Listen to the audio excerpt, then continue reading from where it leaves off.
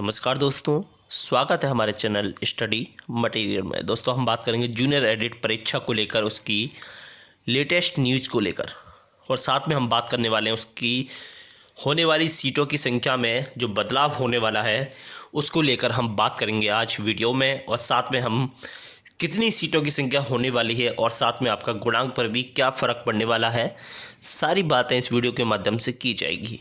तो दोस्तों वीडियो पर बने रहें, वीडियो को अंत तक ज़रूर देखें और चैनल पर नए हैं तो चैनल को भी साथ में सब्सक्राइब करते जाएं।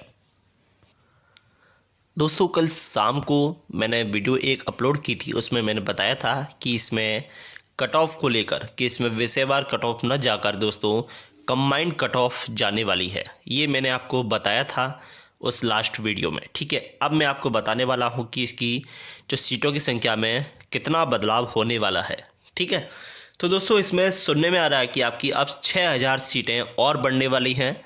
यानी मैंने आपको 2 गुना या 3 गुना बढ़ा बताया था, ये 4 गुना सीटें बढ़ने के पूरे आसार हैं। यानी आपकी 6000 सीटें हो सकती हैं पूरी।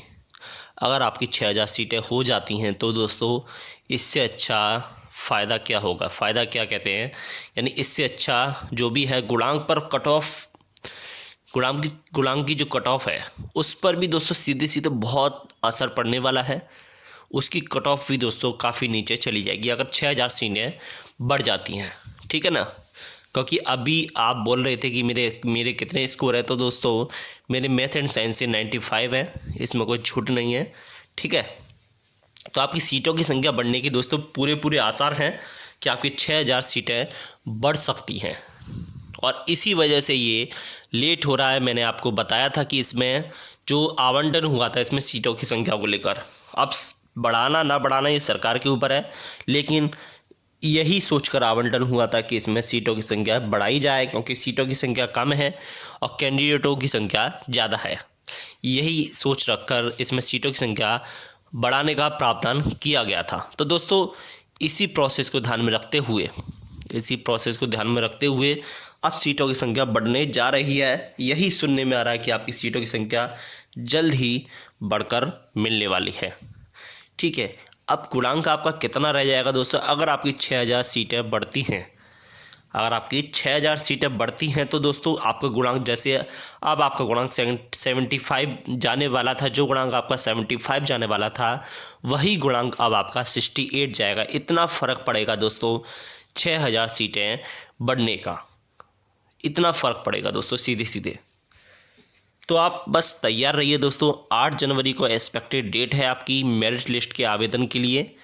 ठीक है, हम और तुम दोनों मिलकर आवेदन करेंगे मेरिट लिस्ट के लिए, और उम्मीद यही करते हैं कि जिस दिन हम मेरिट लिस्ट के लिए आवेदन करें उस दिन हमें बढ़ी हुई सीटें मिलें, क्योंकि दोस्तों 1504 सीटें ज़्यादा नहीं है 45,000 बच्चों पर।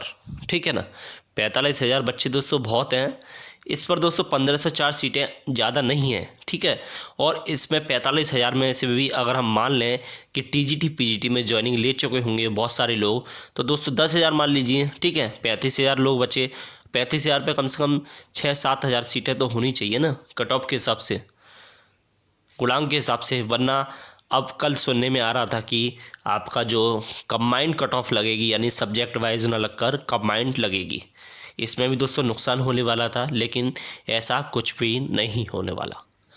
ठीक है, ऐसा कुछ भी नहीं होने वाला, क्योंकि जब आपका एग्ज़ाम दोस्तों सब्जेक्ट वाइज हुआ है तो आपकी कट ऑफ भी सब्जेक्ट वाइज ही लगेगी। ऐसा नहीं हो सकता, क्योंकि वो भी बेवकूफ़ नहीं है आयोग जो वहाँ पर बैठा हुआ है कि ये बच्चों का खेल नहीं है कि एग्ज़ाम करा लिया अलग अलग सब्जेक्ट वाइज और कट ऑफ लगा दी कंबाइंड। इससे दोस्तों बहुत ही घाटा होता फिर।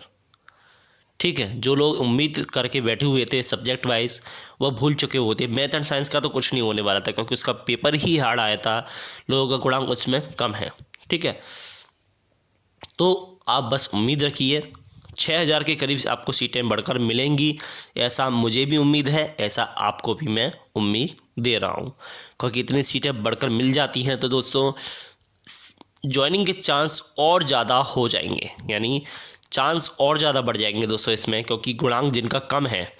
ठीक है, वो अपना इसमें सिलेक्शन नहीं समझ रहे, तो दोस्तों अब सीधे सीधे असर पड़ेगा। और 6,000 सीटें और बढ़ जाती हैं, टीजीटी में भी लोग सिलेक्ट हो गए हैं, तो आपका जो है सिलेक्शन की प्रक्रिया में दोस्तों नाम आने का पूरा पूरा वो है चांस।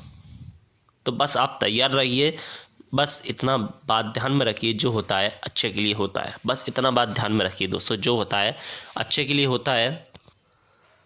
तो हो सकता है कि आपको 8 जनवरी तक आपको सीटों की संख्या बढ़कर मिल जाए। आज 5 जनवरी है दोस्तों, 3 दिन बचे हैं 8 जनवरी में। 5, 6, 7, 8, आज से चौथे दिन 8 जनवरी है। यही एक्सपेक्टेड डेट बताई गई थी सचिव विभाग की तरफ से कि आपकी 8 जनवरी को आपको मेरिट लिस्ट के लिए आवेदन हो सकते हैं। ठीक है ना, तो आप बस तैयार रहिए, अपने डॉक्यूमेंट आप तैयार रखिए सारे। ठीक है, अपने डॉक्यूमेंट भी तैयार रखिए, जिन डॉक्यूमेंट्स में गलती है उसे भी आप ठीक करा लीजिए दोस्तों। अभी टाइम है, लास्ट में आपका नहीं हो पाएगा ठीक, इतना मैं आपसे कह रहा हूँ बार बार, इसी वजह से आप करा लीजिए। और 1-2 लिंक है दोस्तों, मैं डिस्क्रिप्शन में दे दूंगा, आप उसे भी दोस्तों वहाँ से सर्टिफिकेट बनवा लीजिए एनसीटी का, जो भी है, जो आपके लिए लास्ट में ज़रूरत पड़ने वाली है कि आपका कॉलेज गवर्नमेंट है या प्राइवेट है, उसका आपको प्रूफ भी देना पड़ सकता है। तो वहाँ से आप अपना जो भी है एप्लीकेशन बनवा लीजिए कॉलेज का। तो मैं आपके लिए वो लिंक भी प्रोवाइड कर दूंगा डिस्क्रिप्शन में, ठीक है ना। या फिर मैं आपको इस मैटर के बारे में पूरी जानकारी आपको नेक्स्ट वीडियो में दे दूंगा, साथ में उसी वीडियो में आपको लिंक दे दूंगा, क्योंकि बिना आपको समझाए लिंक देने का कोई मतलब नहीं है।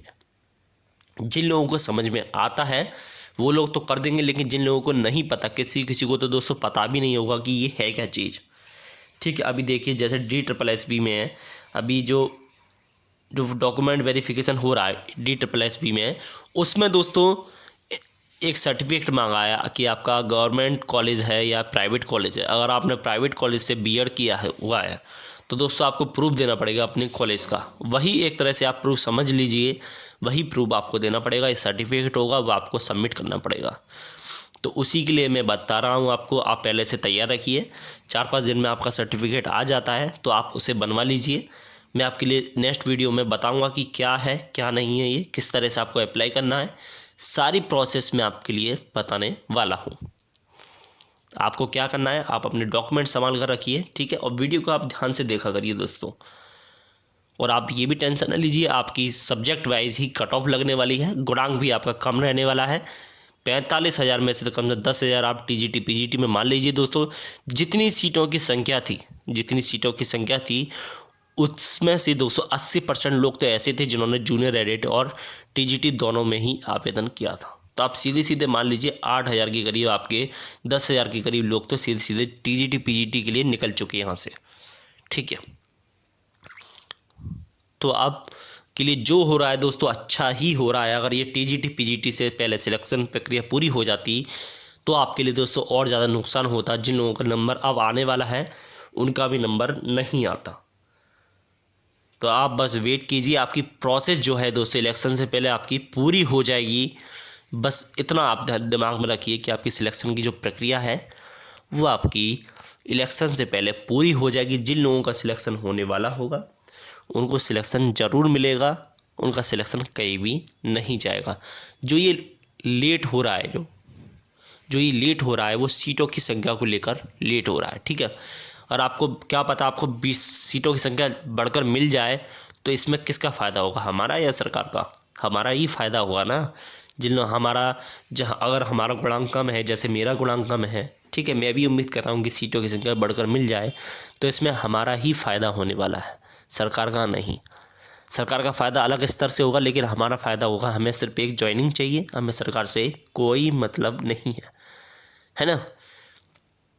तो आप बस टेंशन ना लीजिए दोस्तों, आपका सिलेक्शन जो भी है, आपका इलेक्शन से पहले दोस्तों ये सारी प्रोसेस निपटा देगा, सारी प्रक्रिया ख़त्म कर देगा इलेक्शन से पहले। बस आप इतना दिमाग में रखिए, चाहे ये कितना भी लेट कर ले, लेकिन इलेक्शन से ज़्यादा लेट नहीं कर सकता, क्योंकि इलेक्शन से पहले ऐसी ज्वाइनिंग देनी ही है, हर हाल में देनी है, ठीक है ना। तो आप बस तैयार रखिए अपने डॉक्यूमेंट्स को और अपने आप को, मेंटली भी आप प्रिपेयर रखिए। आप अपनी तैयारी में लग जाइए। रीट के एग्ज़ाम किन लोगों ने दिया आप हमें कमेंट में बताइए।